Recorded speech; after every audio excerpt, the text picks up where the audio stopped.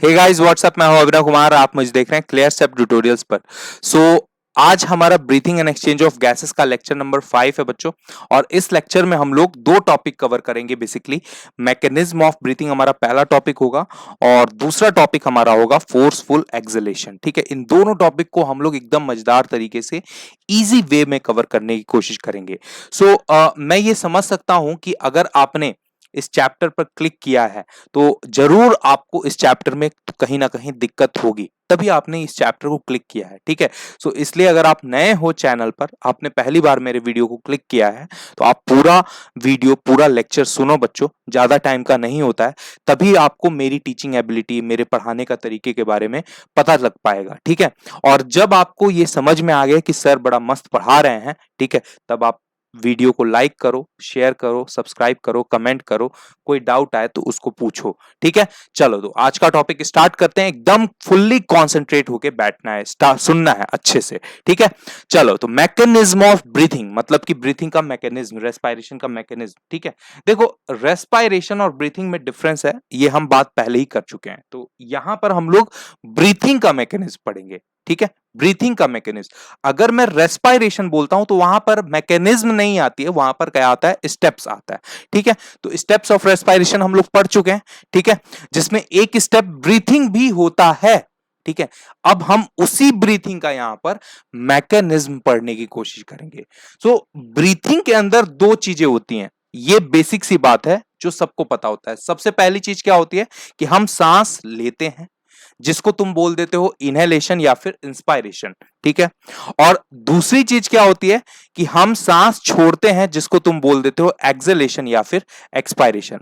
अब देखो, जब तुम दोनों प्रोसेस को कंपेयर करोगे ना बच्चों, दोनों प्रोसेस को कंपेयर करोगे तो तुम्हें सांस लेने में थोड़ी ज्यादा प्रॉब्लम होगी। ठीक है, इसमें तुम्हें थोड़ा एनर्जी लगानी पड़ेगी, ये थोड़ा मेहनत वाला काम हो जाता है in comparison to exhalation. Feel करके कभी देखना। वहीं जब तुम सांस छोड़ते हो, ठीक है, जब तुम एक्सेल करते हो, जब तुम एक्सपायर करते हो, तो वो तुम आसानी से कर बैठते हो। ठीक है, वो तुम आसानी से कर देते हो। ठीक है, इसलिए acceleration is the passive process. ठीक है, तुम बड़े आराम से करते हो इसको, और इसलिए इसमें वक्त ज्यादा लगता है, वो लगता है 3 सेकेंड्स। ठीक है, कोई दिक्कत। और वही तुम जो इनहेल करते हो वो थोड़ा एक्टिव प्रोसेस हो जाता है, जिसमें तुम्हें थोड़ी मेहनत लगती है, और जिसको तुम्हें ऐसा फील होता है कि अगर इसको नहीं किए, ठीक है, तो भैया क्या हो जाएगा पता नहीं। तो इसलिए तुम इसमें कम टाइम लगा के जल्दी से खींच लेते हो, तो जल्दी करते हो, तो इसलिए थोड़ा एनर्जी लगता भी है। ठीक है, राइट, ओके। अब आ जाओ, दोनों को स्टेप बाय स्टेप समझने की कोशिश करते हैं। ठीक है, पहले हम इनहेलेशन का मैकेनिज्म समझते हैं, फिर उसके बाद एक्सहेलेशन का समझेंगे। तो देखो, इनहेलेशन के अंदर, सांस लेने के अंदर, इस प्रोसेस में, इसके मैकेनिज्म में तुम्हारी दो मसल्स इन्वॉल्व रहती हैं।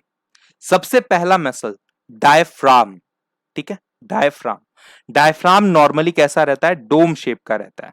ठीक है, नॉर्मली डोम शेप का रहता है। और दूसरा मसल एक्सटर्नल इंटरकोस्टल मसल, जो कि रहती है तुम्हारे पास 11 पेयर्स की।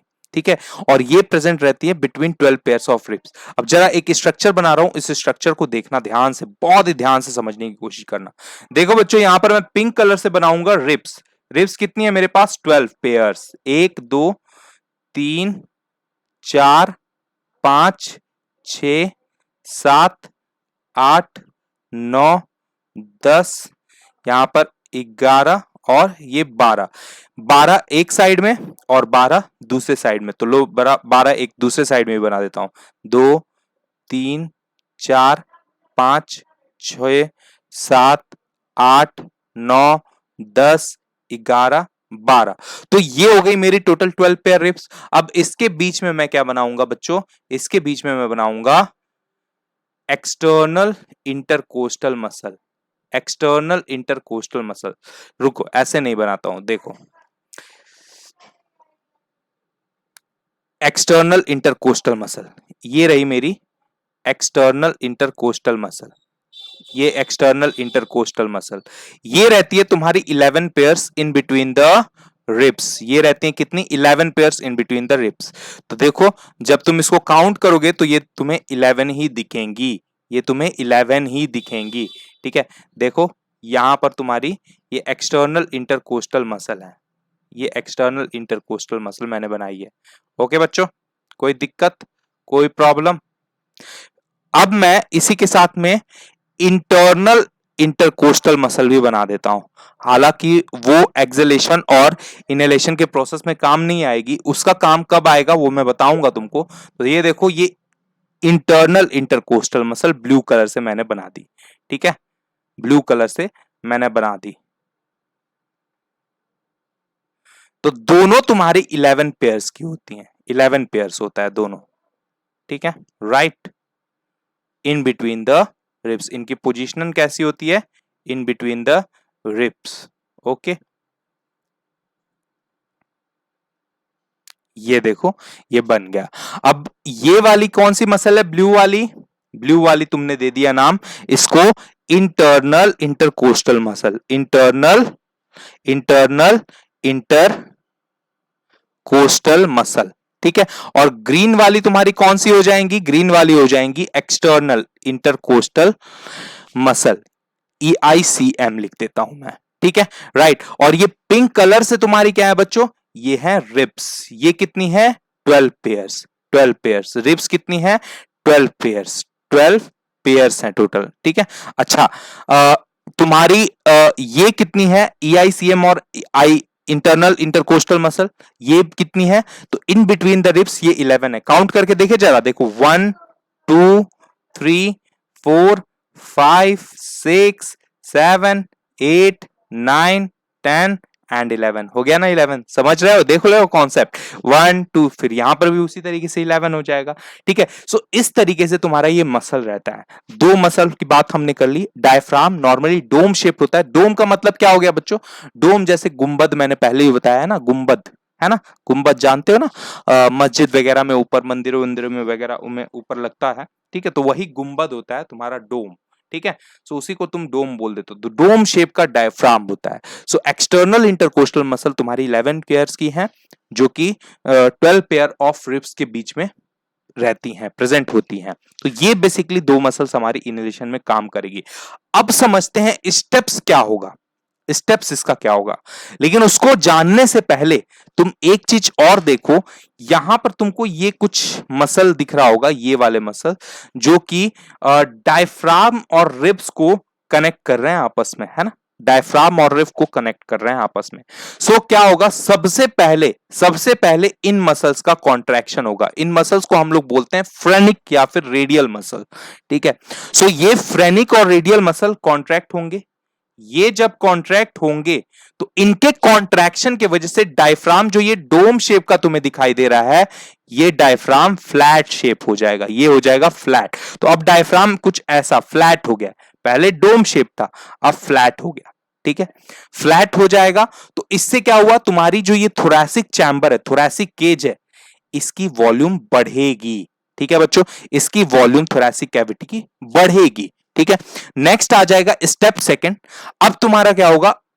एक्सटर्नल इंटरकोस्टल मसल आपस में क्या होंगे? वो कॉन्ट्रैक्ट होंगे। तो उनके कॉन्ट्रैक्शन की वजह से रिब केज अप डायरेक्शन में और आउट डायरेक्शन में मूव करेगा। अप ऐसे मूव करेगा, ठीक है, अप और आउट, अप और आउट, ठीक है, अप और बाहर की तरफ। तो ये ऐसे मूव करेगा, ये ऐसे मूव करेगा, राइट, ये ऐसे मूव करेगा। सो यहां पर अगेन थोरैसिक वॉल्यूम क्या हुई? इंक्रीज, थोरैसिक वॉल्यूम इंक्रीज होगी। तो देखो जरा कैसे वॉल्यूम इंक्रीज करेगा, यहां पर देखो, यहां पर देखो, देख रहे हो? ये पहले हमारी पोजीशनिंग जो थी रिब्स की, वो ये थी, ये वाली थी, ठीक है, ये वाली पहले पोजीशनिंग थी रिब्स की, ये थी यहां पर। अब अप एंड आउट क्या हो गई? यहां पर मूव कर गई, ठीक है, अप एंड आउट मूव कर गई, और ये डायफ्राम यहां पर फ्लैट हो गया। सो ओवरऑल हमने देखा थोरैसिक वॉल्यूम क्या हो गई बच्चों? इंक्रीज हो गई। अब जरा समझो, वॉल्यूम इंक्रीज हो गई, जगह बहुत सारा हो गया, मतलब उसके अंदर हवा का प्रेशर कम हो गया। सो यानी कि प्रेशर डिक्रीज हो गया। प्रेशर डिक्रीज होके वो प्रेशर कैसा हो गया है? Negative pressure. वो कैसा प्रेशर है? Negative pressure. वो होता है -2 to -6 mmHg। Hg का मतलब मर्क्यूरिक, ठीक है, 6 mm मर्क्यूरिक प्रेशर है, नेगेटिव प्रेशर है as compare to atmospheric pressure. तो एटमॉस्फेयर की प्रेशर हाई साइड पर है और तुम्हारी लंग्स की थोरैसिक केज की प्रेशर जो है वो तुम्हारी लो साइड पर है। ठीक है, सो यहां पर नेगेटिव प्रेशर अगर है, इसी नेगेटिव प्रेशर की वजह से अब हमें क्या करना पड़ेगा, हमें सांस को अंदर लेना पड़ेगा। हमारे अंदर हवा की कमी हो गई, एयर की कमी होगी, तो हमें एयर को लेना पड़ेगा बाहर से, एटमॉस्फेयर से। तो air will be move from higher pressure to lower pressure. ठीक है बच्चों, हायर प्रेशर यानी कि एटमॉस्फेयर से और लोअर प्रेशर यानी कि लंग्स या फिर थोरैसिक चैम्बर, जो भी। ठीक है, कोई दिक्कत? तो ये होता है तुम्हारा, इस तरीके से तुम सांस को अंदर लेते हो जब तुम्हारे अंदर, तुम्हारे थोरैसिक चैम्बर में प्रेशर की कमी हो जाती है तब। क्लियर है? ओके। अब एक्सलेशन में, एक्सलेशन में क्या होगा, वही वापस से वही वाली दोनों मसल्स जो होंगी, diaphragm and external intercostal muscle, inhalation के टाइम में ये क्या हुई थी, कॉन्ट्रैक्ट हुई थी। अब ये कॉन्ट्रैक्ट ना होके ये क्या हो जाएंगी, रिलैक्स्ड हो जाएंगी। रिलैक्स्ड हो जाएंगी तो वापस से जैसे रिलैक्सेशन होगा इन दोनों मसल का, तो थोरैसिक कैविटी जो होगी वो डिक्रीज हो जाएगी। मतलब अब ये देखो, जब इंस्पायर तुमने किया, जब इंस्पायर किया तो ये आगे बढ़ी, ये इंस्पायर वाली पोजीशनिंग ये थी। ठीक है, ये इंस्पायर की पोजीशनिंग थी, ये इंस्पायर की पोजीशनिंग थी। फिर से दिखा देता हूं, यहां पर देखो, ये इंस्पायरिंग की पोजीशन थी। और जब तुमने एक्सपायर किया तो वापस से वो नॉर्मल पोजीशन पर रिब्स आ गया, ये ब्लू कलर से, ये तुमने एक्सपायर किया, ये नॉर्मल एक्सपायरेशन। ठीक है, ओके बच्चों। तो तुम्हारा कैविटी क्या हुआ, अब ये कैविटी क्या हो गया, डिक्रीज हो गया। ये कैविटी, थोरैसिक कैविटी का वॉल्यूम डिक्रीज हो गया। तो जब वॉल्यूम डिक्रीज हुई तो अब यहां पर प्रेशर क्या हो जाएगा, इंक्रीज हो गया। प्रेशर क्या हो जाएगा, इंक्रीज हो गया। ठीक है, ओके।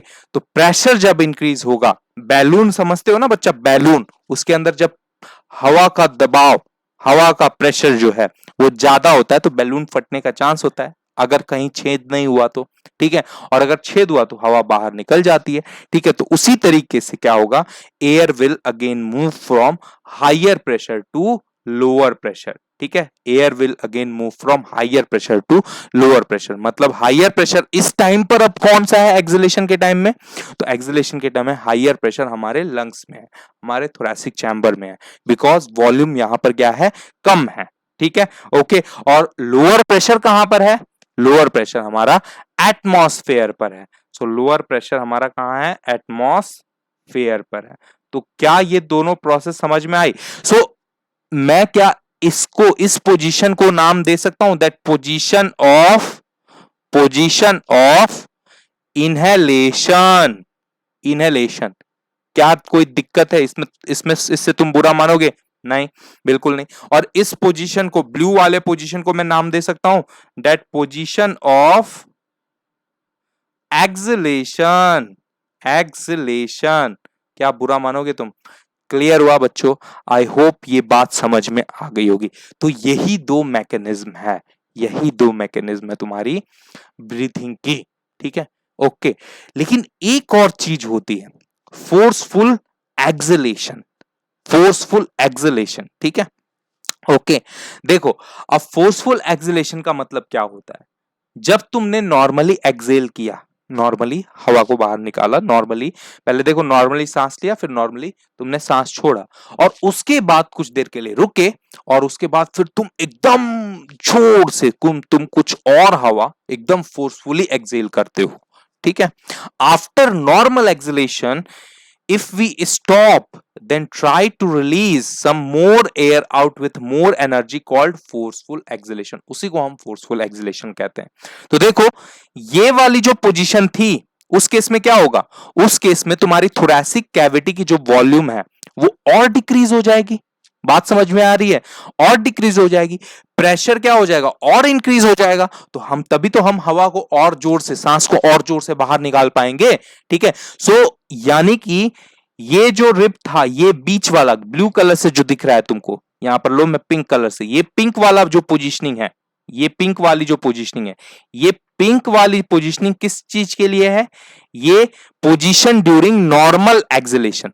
अब नॉर्मल एक्सेल तुमने किया बच्चों, नॉर्मल एक्सेल करने के बाद ठीक है तुमने क्या किया और फोर्सफुल एक्सेल किया, तुम कुछ देर के लिए रुके और फिर से और हवा बाहर निकालने की कोशिश की, तो यानी कि थोरैसिक चैम्बर और डिक्रीज होगा, तो ये रिब्स की पोजीशन और इस साइड नहीं आएंगी, ये इस साइड डायफ्राम की पोजीशन नहीं आएगी, ये इस साइड रिब्स की पोजीशन और इस साइड नहीं आएंगी, अंदर की तरफ आ जाएगी ना, तभी तो थोरैसिक कैविटी का जो वॉल्यूम है वो और कम होगा और प्रेशर और ज्यादा होगा।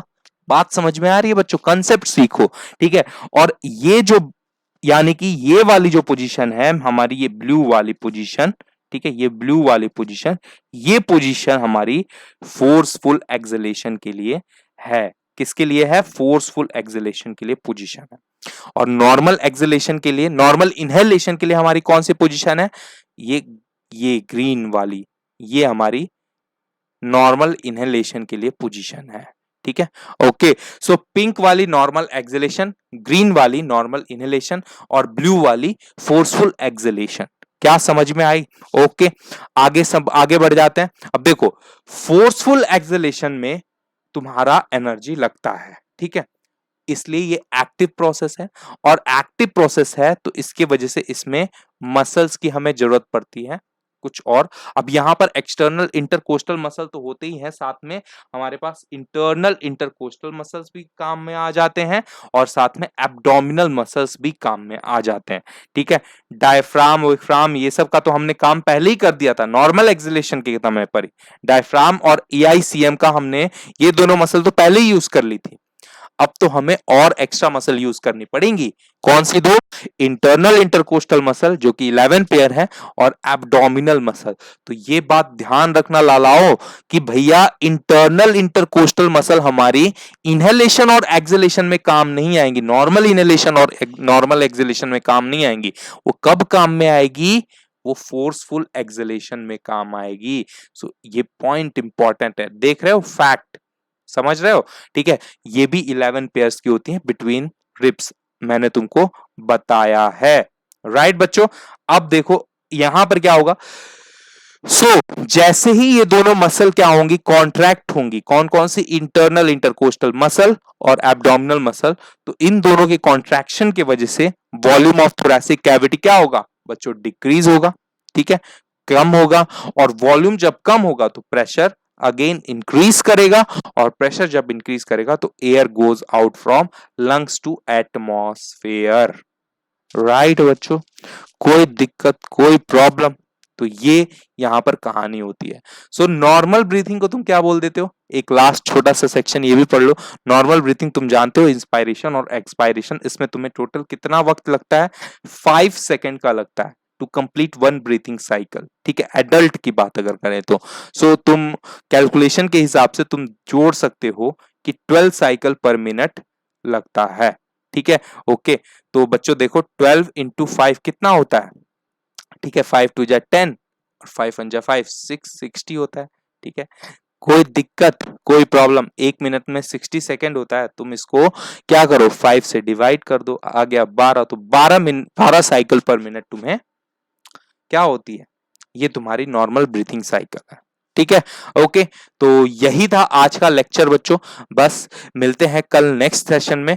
कल हम लोग पढ़ेंगे बहुत ही इंपॉर्टेंट टॉपिक बच्चों, पल्मोनरी कैपेसिटीज एंड वॉल्यूम, तो इसलिए बिल्कुल भी उस लेक्चर को मिस नहीं करना है, इसलिए कल के भी लेक्चर में बनना है। तो आई होप जिन बच्चों ने पूरा लेक्चर सुना होगा उनको मेरी स्टार्टिंग में कही हुई बात समझ में आई होगी कि अगर आपको ये लेक्चर पसंद आया हो तभी आप लाइक करो, तभी आप सब्सक्राइब करो, तभी आप शेयर करो। लव यू बच्चा पार्टी। अगर मेरे टीचिंग स्टाइल में थोड़ा भी दम है तो आप सपोर्ट जरूर करो बच्चों, ठीक है। Love you.